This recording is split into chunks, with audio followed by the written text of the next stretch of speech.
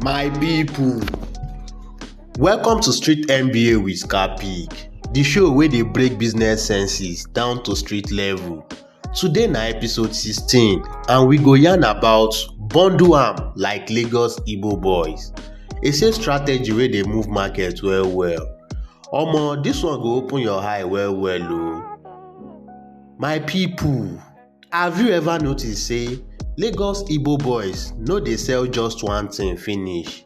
You go enter shop to buy ordinary belt. Before you comot, you don carry shoe, cap, even socks join. Dem sabi package and dem dey make mad sales because of one simple strategy: sales bundling.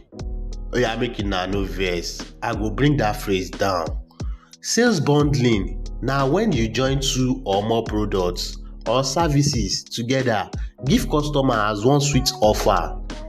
Instead of selling things one by one, you package am together so customer go feel say dem dey get better value, and true na better value you dey offer o.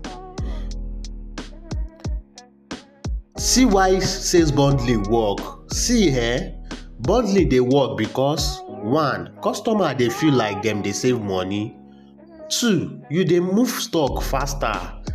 3. You dey create loyalty because dem go wan come back for your sweet deal. We get two major types of bundling, which is pure bundling. Na only as bundle you fit buy am, like buy generator with free oil and servicing together.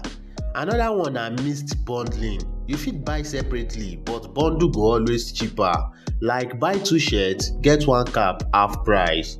And there is this other one, not popular but it is also being applied, na gift bundling. There they already package the gift inside wetin you wan buy, but you know now the price don dey included. So Lagos Igbo boys sabi this game die.